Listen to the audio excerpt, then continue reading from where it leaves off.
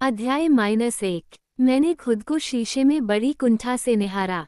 आग लगे मेरे बालों को ये काबू में ही नहीं आ रहे हैं और भाड़ में जाए कैथरीन केविना, जो अचानक बीमार पड़ गई और मुझे मुसीबत में डाल दिया। कहाँ तो मुझे अगले हफ्ते होने वाले फाइनल पेपरों की तैयारी करनी चाहिए और कहाँ मैं अपने बालों को सुलझाकर संवारने के लिए पागल हुई जा रही हूँ। मुझे इन गीले बालों के साथ नहीं सोना चाहिए। मैंने इस बात को मंत्र की तरह रखते हुए एक बार फिर से ब्रश चलाया। फिर मैंने शीशे में हल्के पीले रंग की, भूरे बालों वाली लड़की को देखा, जो अपने चेहरे से कहीं बड़ी नीली आंखों के साथ मुझे ही घूर रही थी। मैंने भी उसे देखकर आंखें गोल घुमाई और हार मान ली। बस यही चारा बचा था कि बालों को पोनीटेल में बांध लिया जाए ताकि वे कम से कम दिखने लायक तो हो जाएं। केट यानी कैथरीन केविना मेरी रूममेट है और उसने भी फ्लू का शिकार होने के लिए आज का ही दिन चुना। इसी वजह से वो उस इंटरव्यू के लिए नहीं जा पा रही, जिसकी तैयारी काफ़ी समय से चल रही थी। वो अपने स्टूडेंट न्यूज़पेपर के लिए किसी मेगा उद्योगपति टाइकून का इंटरव्यू लेना चाहती थी। वैसे मैंने आज तक उस इंसान के बारे में कुछ नहीं सुना था। आज मैं अपनी मर्जी से केट का ये काम करने जा रही थी। फाइनल पेपर सिर पर है, निबंध निपटाना था और आज दोपहर काम पर भी तो जाना था, पर नहीं, आज तो मुझे 165 मील की ड्राइविंग करके सिएटल जाना है ताकि ग्रे इंटरप्राइजेज होल्डिंग इंक के रहस्यमय सीईओ से मुलाकात हो सके। हमारी यूनिवर्सिटी को भारी मात्रा में चंदा देने वाला और एक असाधारण उद्यमी, उसका समय सचमुच बड़ा कीमती है, मेरे वक्त से कहीं कीमती, पर उसने केट को इंटरव्यू का समय दिया है। हे भगवान, केट की ये निराली गतिविधियाँ। वह ड्राइंग रूम के काउच पर गोलमोल होकर लेटी है। इना, सॉरी, मैं पिछले 9 महीनों से इस इंटरव्यू के लिए भागदौड़ कर रही थी। दोबारा इंटरव्यू का समय लेने में 6 महीने लग जाएंगे और तब तक तो हमारी ग्रेजुएशन भी हो चुकी होगी। एक संपादिका होने के नाते मैं इसे हाथ से जाने नहीं दे सकती। प्लीज, केट ने अपने रुधे स्वर में कहा। यार, बीमार होने के बावजूद वह कितनी प्यारी और सुंदर लग रही है। उसके स्ट्रॉबेरी ब्लॉन्ड बाल अपने ठिकाने पर हैं, हरी आंखें चमक रही हैं। हालांकि उनमें हल्की लाली और सूजन भी दिख रही है। मैंने अपने भीतर से उठ रही अनचाही सहानुभूति की लहर को काबू किया। बेशक, मैं चली जाऊंगी केट, तुम्हें बिस्तर में आराम करना चाहिए। क्या तुम नाइक्विल या टाइलिनॉल लेना चाहोगी? नाइक्विल प्लीज। ये रहे मेरे सवाल और डिजिटल रिकॉर्डर। बस रिकॉर्ड का बटन दबा देना। नोट्स बन जाएंगे तो मैं सब लिख लूंगी। मैं उसके बारे में कुछ नहीं जानती। मैं बुदबुदाई और अपने भीतर जाग रहे डर को शांत करना चाहा। ये सवाल ही काफ़ी कुछ बता देंगे। ये एक लंबी ड्राइव है। मैं नहीं चाहती कि तू देर से पहुँचे। ओके, मैं जा रही हूँ। तू बिस्तर में जा, मैं सूप बना देती हूँ। गर्म करके पी लेना। मैंने उसे प्यार से देखा। सिर्फ तेरे लिए केट, क्या मैं कर पाऊंगी? गुड लक और थैंक्स एना, तूने हमेशा की तरह इस बार भी मेरी मदद की है। मैं अपना सामान थैले में डालते हुए उसे देखकर मुस्कुराई, फिर दरवाजे से कार की ओर चल दी। मैं यकीन नहीं कर सकती कि मैं केट की जगह ये काम करने जा रही हूँ। वो तो एक जबरदस्त पत्रकार बनेगी। वह कहीं भी, किसी से भी बात कर सकती है। वह बहुत ही सृजनशील, सभ्य, अपनी धुन की पक्की, बहसबाजी में चुस्त और खूबसूरत है और मेरी सबसे पक्की, सबसे प्यारी सहेली है। मैं वैंकूवर, वाशिंगटन से इंटरस्टेट 5 की तरफ निकली तो सड़कें साफ थीं। अभी काफ़ी टाइम है और मुझे सिएटल दोपहर तक पहुंचना है। वैसे भी मुझे केट ने अपनी स्पोर्टी मर्सिडीज CLK दे दी है। मैं पक्के यकीन से नहीं कह सकती कि मेरी वांडा यानी पुरानी VW बीटल सही वक्त पर सफ़र कर पाती या नहीं। वाह, मसी चलाने का भी अपना ही मजा है और एक बार स्टार्ट करते ही मीलों गायब होते चले गए। मुझे ग्रे ग्लोबल एंटरप्राइजेस के मुख्यालय जाना है। ये एक विशाल 20 मंजिला ऑफिस की इमारत है, जो चारों तरफ से कांच और स्टील से घिरी है। एक आर्किटेक्ट की उपयोगितावादी फैंटेसी। आगे वाले दरवाजों के कांच पर छिपे तौर पर स्टील में लिखा है ग्रे हाउस। मैंने कांच, स्टील और सफ़ेद सैंडस्टोन से बनी लॉबी में 1:45 के करीब कदम रखा और चैन की सांस ली, क्योंकि मैं लेट नहीं थी। सैंडस्टोन के ठोस डेस्क के पीछे एक बहुत ही आकर्षक, संवरी हुई गोरी व सुनहरे बालों वाली युवती ने मुझे मुस्कुराकर देखा। उसने बड़े ही भड़कीले रंग में चारकोल सूट जैकेट और ऐसी सफ़ेद शर्ट पहन रखी है, जो शायद मैंने कभी देखी तक नहीं। वह काफ़ी निखरी हुई दिखी। मैं यहाँ मी ग्रे से मिलने आई हूँ। कैथरीन कैवेना की ओर से एनेस्टेसिया स्टील। 1 मिनट माफ़ करें, मी स्टील। उसने अपनी एक भान उठाए और मैं अपने में सकुचाई हुई उसके सामने खड़ी रही। मैं सोचने लगी कि काश अपनी नेवी ब्लू जैकेट पहनने की बजाय केट के फॉर्मल ब्लेजर्स मांग लिए होते। मैंने बड़ी तैयारी के साथ अपनी इकलौती स्कर्ट, घुटनों तक आने वाले भूरे जूते और एक नीला स्वेटर पहना था। मेरे हिसाब से तो यही स्मार्ट था। मैंने अपने चेहरे पर झूल आई लट को पीछे करते हुए दिखावा किया, मानो मैं उससे बिल्कुल भी भयभीत नहीं थी। मिस कैवेना आने वाली थीं। मिस स्टील, आप यहाँ साइन करें। आप दाईं और आखिरी लिफ्ट के पास जाएं और 20वां मंजिल के लिए बटन दबा दें। वह मुझे देखकर दया भरी निगाहों से मुस्कुराए। बेशक मुझे साइन करते देख वह मनोमन मजाक उड़ा रही थी। उसने मुझे एक पास दिया, जिस पर विजिटर लिखा था। मैं अपनी मुस्कान रोक नहीं पाई। ये तो साफ ही था कि मैं वहाँ किसी से मिलने ही आई थी। मुझे देखकर ही लगता था कि मैं वहाँ के लिए फिट नहीं थी। कुछ भी तो नहीं बदलता। मैंने मन ही मन आह भरी।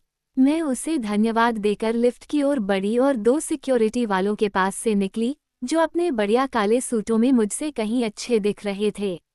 लिफ्ट ने 20वीं मंजिल तक जाने में पूरी फुर्ती दिखाई। दरवाजा खुलते ही मैं एक और लॉबी में आ गई, फिर वही कांच, स्टील व सफ़ेद सैंडस्टोन। वहाँ भी डेस्क पर एक और ब्लांड युवती। वाओ!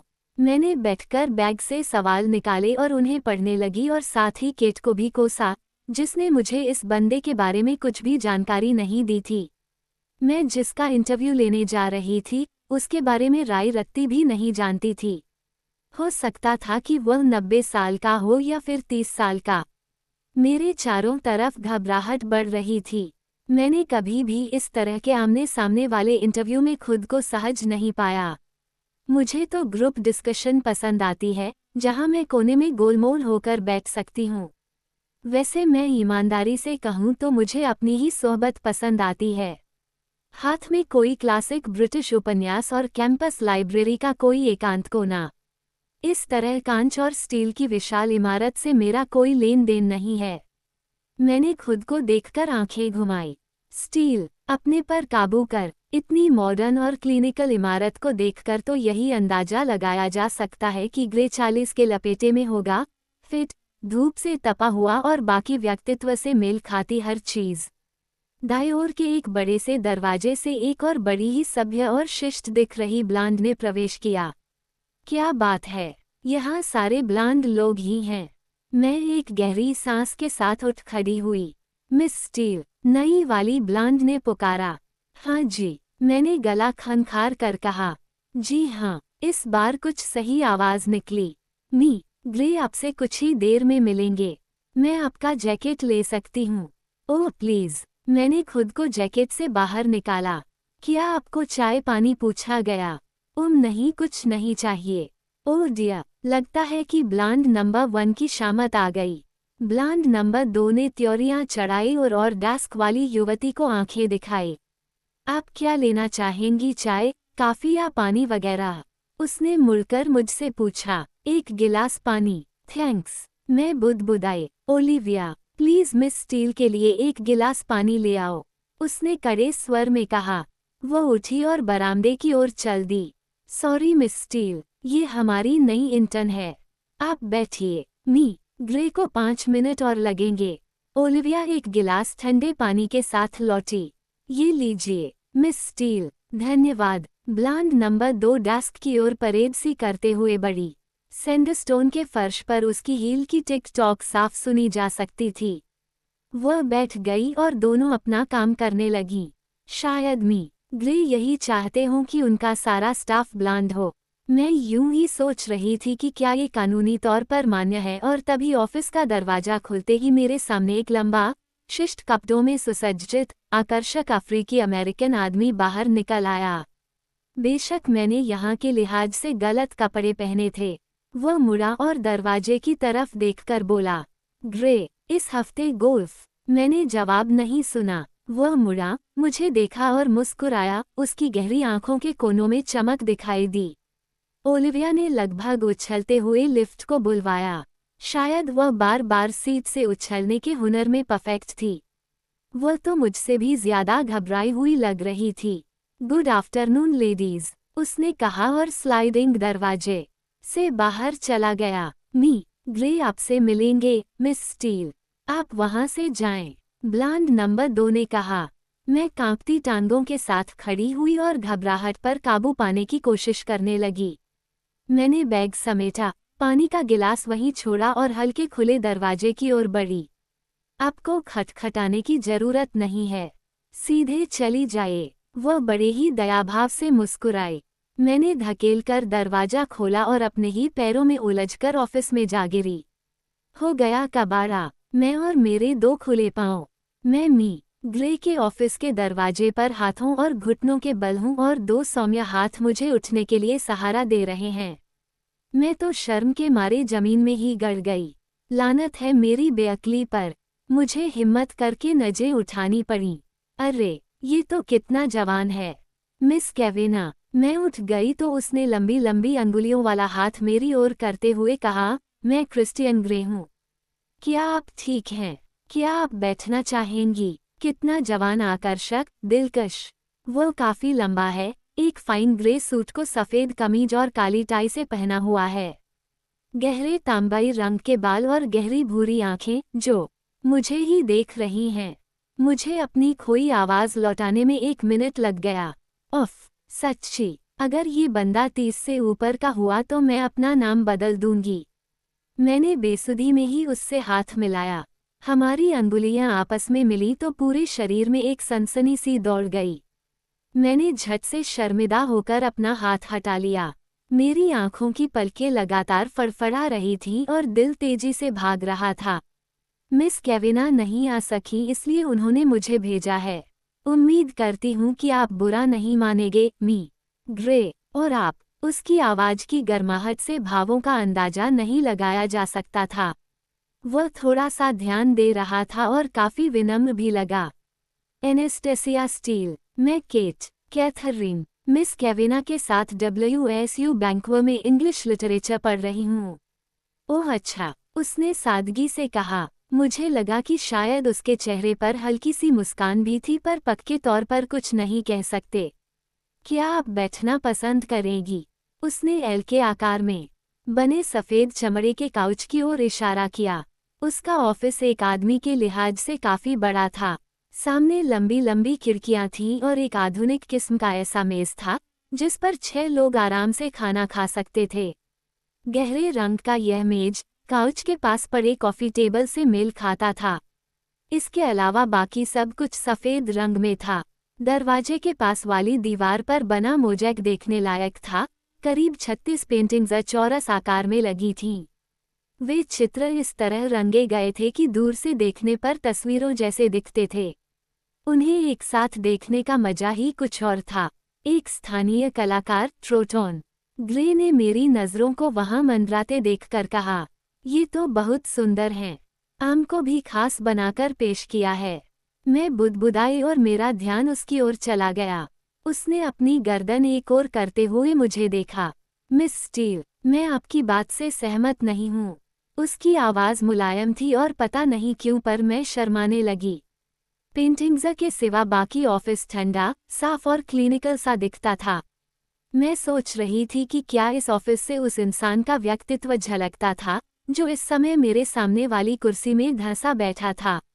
मैंने अपना सिर हिलाया और बैग से केट के सवाल निकालने लगी। इसके बाद बैग से डिजिटल रिकॉर्डर निकाला और अपनी पूरी बेहाली के साथ उसे 2 बार मेज पर गिरा बैठी। मी ग्रे ने कुछ नहीं कहा। वे इंतजार करते रहे और मैं शर्मिंदा होते हुए लजाती रही। जब मैंने उनकी तरफ ताकने की हिम्मत की तो वे मुझे ही देख रहे थे। एक हाथ आराम से गोद में था और दूसरा चिबुक पर टिका था। उनकी तर्जनी होठों पर थी। मुझे लगा कि वे मुस्कान दबाने की कोशिश में थे। सॉरी, मैं अकबका गई। मैं इन चीजों की आदी नहीं हूँ। आप तसल्ली से तैयारी करें। मिस स्टील, वे बोले, अगर मैं आपके जवाब रिकॉर्ड कर लूं तो आप बुरा तो नहीं मानेंगे। आप इतनी मुश्किल से टेप रिकॉर्डर सेट करने के बाद मुझसे ये बात पूछ रही हैं। मैं शर्मा गई। वह तो मुझे चिढ़ा रहा था। मैंने कम से कम यही मान लिया। मैंने पलकें झपकाए, हालांकि समझ नहीं आ रहा था कि क्या जवाब दूं, और शायद फिर उसे मुझ पर दया आ गई और उसने कहा, नहीं, मुझे बुरा नहीं लगेगा। क्या केट यानी मिस केविना ने आपको बता दिया कि इंटरव्यू किसके लिए है? हाँ, इस साल में ही ग्रेजुएशन समारोह में डिग्रियां देने वाला हूँ, इसलिए इसे स्टूडेंट न्यूज़पेपर के ग्रेजुएशन संस्करण में डाला जाएगा। ओह, मेरे लिए तो ये खबर है। मैं कुछ पल के लिए इसी सोच में खो गई कि वो इंसान मुझसे मुश्किल से 5-6 साल बड़ा होगा। वो एक सफल इंसान होने के नाते मुझे डिग्री देने का हक रखता है। मैंने त्योरी चढ़ाई और खुद को काम करने के लिए कहा। गुड। मैंने घबराहट के साथ थूक निगला। मेरे पास कुछ सवाल हैं। मी ग्रे। मैंने बालों की आगे आई लट को संवारा। मैंने सोचा कि तुम्हारे पास होने चाहिए। वह मेरी हंसी उड़ा रहा था। ये सोचते ही मेरे गाल जैसे जलने लगे। मैं सीधा बैठ गई और संभल कर रिकॉर्डर का बटन दबा दिया। अब मैं मोर्चे पर थी और खुद को उसी तरह पेश किया। आपने छोटी सी उम्र में ही इतना बड़ा एम्पायर खड़ा किया है। आप अपनी सफलता का श्रेय किसे देना चाहते हैं? मैंने उसे ताका। बेशक मुस्कान दिखी पर चेहरे पर मायूसी भी थी। मिस स्टील, बिजनेस का सीधा संबंध लोगों से है और मुझे लोगों की बखूबी परख है। मुझे पता है कि उन्हें क्या पसंद है, क्या नापसंद है। वे क्या चाहते हैं, उनकी प्रेरणा क्या है या उनसे काम कैसे लिया जा सकता है। मेरे पास एक असाधारण दल है और मैं उन्हें अच्छा पुरस्कार भी देता हूँ। वह रुका और मुझे अपनी भूरी आंखों से पल भर के लिए घूरा। किसी भी स्कीम में सफलता पाने का एक ही मंत्र है कि आपको उसके बारे में छोटी से छोटी और बड़ी से बड़ी बात की जानकारी होनी चाहिए। मैंने ये सब पाने के लिए कड़ी मेहनत की है। मैं तुम और तथ्यों के आधार पर फैसले लेता हूँ। मेरे पास एक कुदरती शक्ति है जिसके बल पर मैं ठोस विचारों और लोगों को पहचान लेता हूँ। हो सकता है कि ये किस्मत का ही खेल हो। ये केट की लिस्ट में नहीं था, पर ये आदमी बड़ा अकड़ू है। उसकी आंखें पल भर के लिए तो जैसे हैरान रह गई। मिस स्टील, मैं चांस या किस्मत में विश्वास नहीं रखता। मैं जितना परिश्रम करता हूँ, किस्मत उतना ही मेरे हक में हो जाती है। आपको अपने दल के लिए सही लोगों के चुनाव और उनकी ऊर्जाओं को सही दिशा में लगाने की कला आनी चाहिए। शायद हार्वे फायरस्टोन ने कहा था, लोगों की वृद्धि और विकास ही नेतृत्व के लिए आवश्यक है। आप तो एक नियंत्रित करने वाले संकी जैसे लगते हैं। इससे पहले कि मैं खुद को रोक पाती, मुंह से शब्द निकल ही गए। ओह मिस स्टील, मैंने सब कुछ काबू में रखने का अभ्यास किया है। उसने चेहरे पर हास्य लाए बिना कहा। मैंने उधर देखा और जैसे मेरी नज़र बंद कर रह गई। दिल की धड़कन तेज हो गई और पसीने छूटने लगे। वह मुझे पर ऐसा असर क्यों छोड़ रहा है? हो सकता है कि वह काफ़ी सुंदर है, या फिर उसके देखने का अंदाज, या फिर निचले होंठ पर अंगुली से टहोका देने की अदा। काश वह ऐसा न करता। वैसे भी जब आप मानकर चलते हैं कि आप में नियंत्रण की क्षमता है तो अपने आप बल आ जाता है। क्या आपको लगता है कि आपके पास असीम बल है? मैंने पूछा। मिस स्टील, मैं 40,000 से अधिक लोगों को रोजगार देता हूँ। इससे मुझे एक तरह की जिम्मेवारी और ताकत का एहसास होता है। अगर मैं तय कर लेता कि मैं टेलीकम्युनिकेशंस के काम को बेच दूं तो उसी समय 20,000 लोग अपने अगले महीने की किस्तें चुकाने के लिए सोच में पड़ जाते। मेरा मुंह खुला का खुला रह गया। मैं उसकी सपाट बयानी से दंग थी। क्या आपको बोर्ड को जवाब न देना पड़ता? मैंने भी हिम्मत नहीं हारी। मैं अपनी कंपनी का मालिक हूँ। मुझे किसी बोर्ड को जवाब नहीं देना होता। उसने मुझे तिरछी नज़र से देखा। बेशक अगर मैंने थोड़ी खोजबीन रखी होती तो ये बात मुझे पता होती, पर ये आदमी बड़ा घमंडी है। मैंने बात बदली। क्या काम के अलावा भी आपकी कोई रुचियां हैं? मिस स्टील, मेरी रुचियां कई तरह की हैं, बहुत अलग तरह की। पता नहीं क्यों ऐसा लगा कि उसकी आंखें किसी दुष्ट सोच के कारण चमक रही थी। पर आप इतनी मेहनत करते हैं तो मन बहलाव के लिए क्या करते हैं? मन बहलाव। उसने सफेद दांतों के साथ मुस्कान दी। मेरी सांस तो जैसे वहीं थम गई। वो सचमुच बहुत सुंदर है।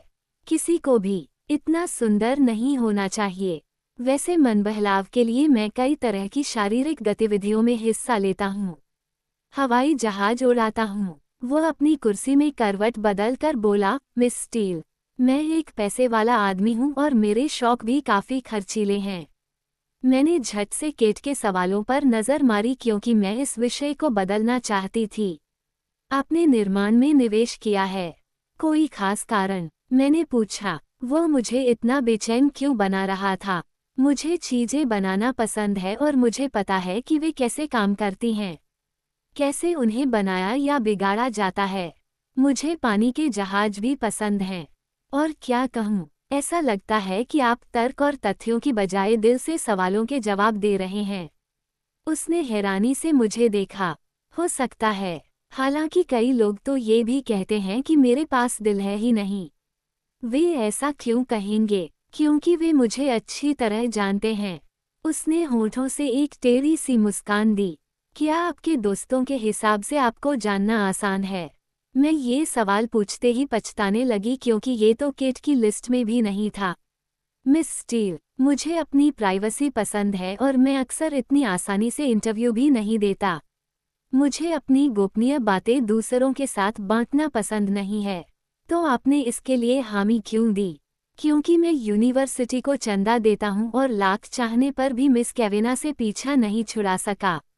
वो लगातार मेरे पीआर वालों को कोंचती रही और मुझे ऐसी लगन अच्छी लगती है। मैं जानती थी कि केट इन मामलों में कितनी अड़ियल थी। तभी तो आज मैं इस आदमी की घूरती निगाहों के बीच बैठी खुद को असहज पा रही थी, जबकि इस समय तो मुझे अपने पेपरों की तैयारी करनी चाहिए थी। आपने खेतीबाड़ी की तकनीकों में भी पैसा लगाया है। आपने इस क्षेत्र में निवेश क्यों किया? हम पैसा नहीं खा सकते। मिस स्टील, इस ग्रह पर बहुत से लोग ऐसे हैं जिन्हें 2 वक्त की रोटी भी पेट भरकर नहीं मिलती। ये तो बड़ी ही दरियादिली है। क्या सचमुच आप दुनिया के गरीब भूखों का पेट भरना चाहते हैं? उसने कंधे झटके। ये तो बिजनेस है, पर मुझे तो इसमें उसका कोई वित्तीय लाभ होता नहीं दिख रहा था। साफ था कि ये उसके आदर्शों में से एक था। क्या आपकी कोई फिलॉसफी है? अगर है तो क्या है? मेरी अब तक कोई फिलॉसफी नहीं है। हो सकता है कि कार्नेगी का नियम मेरे लिए आदर्श का काम करता हो। जब कोई व्यक्ति अपने मन को पूरी क्षमता के साथ संभालने की योग्यता रखता है तो वह किसी भी चीज को अपने वश में रख सकता है। मैं भी कुछ ऐसा ही हूँ। मुझे खुद पर और आसपास की चीजों पर नियंत्रण रखना पसंद है। क्या आप सभी चीजों को अपने वश में रखना चाहते हैं? हाँ, काफी हद तक कह सकते हैं। ऐसा लगता है कि कोई उपभोक्ता बोल रहा हो। हाँ, मैं वही हूँ। वो मुस्कुराया पर उसकी मुस्कान होठों के कोनों तक नहीं पहुंची। कितनी हैरानी की बात है कि ये इंसान दुनिया के सारे भूखों को खाना खिलाने की बात करता है। मैं तो उसके रहस्यमय अंदाज में खोकर भूल ही गई कि हम बात किस विषय में कर रहे थे। मैंने धूप निगला। कमरे का तापमान बढ़ रहा है या फिर शायद मेरे साथ ही ऐसा हो रहा है। मैं चाहती हूँ कि बस अब ये इंटरव्यू खत्म हो जाए। बेशक केट के लिए काफ़ी सामग्री हो गई है। मैंने अगले सवाल पर नज़र मारी। क्या आपको गोद लिया गया था? आपको क्या लगता है कि इस बात का आपकी परवरिश पर कितना असर पड़ा? ओह, ये तो बड़ी व्यक्तिगत बात है। मैंने उसे घूरा और उम्मीद की कि उसे बुरा नहीं लगा होगा। उसकी भौहें सिकुड़ गई थीं। मेरे पास जानने का कोई तरीका नहीं है। जब आपको गोद लिया गया तो आपकी उम्र क्या थी? मिस स्टील, ये तो सभी जानते हैं। उसका सुर कड़ा था। कबड़ा। हाँ, बेशक। काश मुझे भी पता होता, मैं तो उसका इंटरव्यू ले रही थी। मुझे थोड़ी खोजबीन करके आना चाहिए था। मैं झट से अगले सवाल पर आ गई। आपको अपने काम के लिए पारिवारिक जीवन का त्याग करना पड़ा होगा। ये तो कोई सवाल नहीं है। सॉरी, ऐसा लगता है कि वो मुझसे किसी ऐसे बच्चे की तरह पेश आ रहा है जिससे बार बार गलती हो रही हो।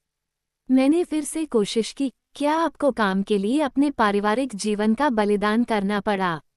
मेरा एक परिवार है। मेरा एक भाई, एक बहन और स्नेही माता पिता हैं। मैं अपने परिवार को उससे अधिक बढ़ाने में दिलचस्पी नहीं रखता। क्या आप समलैंगिक हैं, मी? ग्रे। उसने गहरी सांस ली और मैं अंदर ही अंदर सिकुड़ सी गई। हे भगवान, मैंने सवाल पूछने से पहले एक बार सोचा तक नहीं। मैं उसे कैसे यकीन दिला सकती हूँ कि ये मेरे मन की बात नहीं, मैं तो केट के लिखे सवाल पूछ रही हूँ। भाड़ में जाए केट और उसका कौतूहल। नहीं एनेस्टेसिया, मैं नहीं हूँ। उसने अपनी एक भान उठाए। आंखों में एक चमक थी पर वह खुश नहीं था। मैं माफी चाहती हूँ, ये यहाँ लिखा था। उसने पहली बार मेरा नाम लिया। मेरे दिल की धड़कन तेज हो गई और गाल जलने लगे। मैंने घबराकर अपने बालों की लट संवारी। उसने अपना सिर एक और झटका। ये तुम्हारे अपने सवाल नहीं हैं। मेरे सिर में खून जैसे जम गया। नहीं, केट मिस केविना, उसने सवाल तैयार किए हैं। क्या आप दोनों उस अखबार के लिए काम करती हैं? अरे नहीं, मेरा इससे क्या लेन देन है? ये तो उसी के पचड़े हैं, मेरे नहीं। मेरा चेहरा सफ़ेद पड़ गया। नहीं, हम दोनों एक ही कमरे में रहते हैं। उसने अपने चिबुक मली और अपनी भूरी आंखों से मुझे देखने लगा। क्या आप अपनी मर्जी से इस इंटरव्यू के लिए आई हैं? उसने पूछा। ये क्या? यहाँ इंटरव्यू तो मैं लेने आई हूँ और सवाल ये पूछे जा रहा है। उसकी आंखें घूरने लगी तो मुझे जबरन सच कहना पड़ा। मुझे इसलिए भेजा गया क्योंकि वह बीमार थी। मेरी आवाज़ कमज़ोर थी और माफ़ी मांगने का लहजा झलक रहा था। अच्छा, तो अब समझ आया। तभी दरवाजे पर आहट हुई और ब्लांड नंबर 2 अंदर आई। मी ग्रे, सॉरी, पर आपकी अगली मीटिंग 2 मिनट में शुरू होने वाली है। आद्रिया, अभी ये इंटरव्यू खत्म नहीं हुआ। तुम वह मीटिंग रद्द कर दो। आंद्रिया ने सकुचाहट के साथ घूरा। फिर उसका चेहरा गुलाबी हो गया। ओह, सिर्फ मुझ पर ही उसका ऐसा असर नहीं होता। तो हम कहाँ थे, मिस स्टील? अच्छा, फिर से मिस स्टील बुलाने लगा। प्लीज़, मुझसे कुछ मत छिपाना, मैं सब कुछ जानना चाहता हूँ। उसकी आंखों में जिज्ञासा झलक रही थी। हो गया कबाड़ा, ये बातों को कहाँ ले जा रहा है? उसने कोहनी कुर्सी पर टिकाई और चेहरे पर अंगुलियों से टहोके देने लगा। उसका चेहरा देखकर तो मुझे अपनी सुध ही भूल गई। हाय, ये कितना सुंदर है। मैंने थूक निगला। ज्यादा जानने के लिए कुछ नहीं है। ग्रेजुएशन के बाद क्या करना चाहती हो? मैंने कंधे झटके। केट के साथ सिएटल आकर कोई काम खोजना है। वैसे मैंने अभी पेपरों से आगे कुछ सोचा ही नहीं। मी ग्रे, अभी कोई योजना नहीं बनाई, बस पहले पेपर देने हैं। मुझे तो लगा कि उसकी घूरती नज़रों के आगे बैठने से अच्छा होता कि मैं अपने पेपरों की तैयारी शुरू कर लेती। हमारे यहाँ के इंटर्नशिप प्रोग्राम भी अच्छे होते हैं, उसने कहा। मैंने अपनी भान हैरानी से उठाए। क्या वह मुझे अपने यहाँ नौकरी देना चाह रहा था? ओह, मैं याद रखूंगी। मैं बुदबुदाई। वैसे पता नहीं कि मैं यहाँ के लिए फिट भी हूँ या नहीं। अरे, ये क्या? मैं तो जोर से बोल बैठी। आपने ऐसा क्यों कहा? उसने गर्दन एक और झटकी और मुस्कुराते हुए पूछा। ये तो साफ ही है न? मैं ब्लांड नहीं हूँ। मुझे तो समझ नहीं आया। उसकी आंखों में एक अजीब सा भाव आ गया और मेरे पेट की मांसपेशियां ऐंठने लगीं। मैंने उसकी घूरती नज़रों से बचने के लिए मुंह घुमाया और अपनी अंगुलियां मोड़ लीं। ये हो क्या रहा है? मुझे अब जाना है। मैं रिकॉर्डर बंद करने के लिए आगे झुकी। क्या आप चाहेंगी कि मैं आपको आसपास सब दिखा दूं? उसने पूछा। नहीं, मुझे यकीन है, मी ग्रे, आप भी व्यस्त होंगे और मुझे काफी दूर जाना है। आप गाड़ी चलाकर वैंकूवर वापस जाएगी? उसने हैरानी और उत्सुकता से कहा। उसने खिड़की से बाहर देखा। बारिश हो रही थी। आपको ध्यान से गाड़ी चलानी होगी। क्या आपको सारा मैटर मिल गया? हाँ सर, मैंने रिकॉर्डर को पैक करते हुए कहा। उसकी आंखें सिकुड़ीं। मी ग्रे, इंटरव्यू के लिए थैंक्स। मुझे खुशी हुई, उसने अपने सधे स्वर में कहा। जैसे ही मैं उठी तो उसने अपना हाथ आगे कर दिया। मिस स्टील, हमारे अगली बार मिलने तक बॉय। ऐसा लगा कि वह चुनौती या धमकी दे रहा था। खैर, मैं समझ नहीं पाई। हम भला फिर कब मिलेंगे? मैंने हाथ मिलाया तो पहले की तरह ही झंझनाहट महसूस की। बेशक मेरी घबराहट अभी गई नहीं थी। मी ग्रे, मैंने हौले से गर्दन हिलाई और वो किसी पेशेवर खिलाड़ी की दक्षता से दरवाजा खोलने आगे बढ़ा। मिस स्टील, बस यही देख रहा था कि आपको दोबारा उठाने की नौबत न आए। उसने मुझे छोटी सी मुस्कान दी। बेशक वह मेरी अनूठी ऑफिस एंट्री की बात कर रहा था। मैं शर्माई। Grey, thanks. मैं बरामदे की ओर चल दी और जब देखा कि वो पीछे ही आ रहा था तो मैं हैरान रह गई। एंड्रिया और ओलिविया की हैरानी का भी अंत नहीं था। क्या आपका कोट था? उसने पूछा। एक जैकेट। ओलिविया लपक कर मेरी जैकेट ले आई। इससे पहले कि मैं उससे लेती, ग्रे ने लपक लिया। उसने उसे उठाया और मैंने बड़ी सकुचाहट के साथ कंधों पर डलवा लिया। उसने जैकेट को मेरे कंधों पर डाला तो पल भर के लिए उसकी छुअन महसूस हुई और मैं सिकुड़ सी गई। वो बड़े ही आराम से लिफ्ट की ओर बढ़ा और मेरी घबराहट से हालत खराब हो रही थी। उसने अपनी लंबी अंगुलियों से लिफ्ट का बटन दबा दिया और मैं वहीं चुपचाप भौंचक की खड़ी रही। दरवाजा खुलते ही मैं उस ओर झपटी। मुझे हर हालत में वहां से जल्दी निकलना था। मैंने मुड़कर देखा तो वह लिफ्ट के पास झुका, दीवार से टेक लगाए मुझे ही देख रहा था। ये तो सचमुच बहुत ही सुंदर है। बड़ी दिलकश। एनेस्टेसिया, उसने अलविदा देते हुए कहा। क्रिस्टियन, मैंने भी जवाब दिया। शुक्र है कि दरवाजे को रहम आ गया और वह बंद हो गया।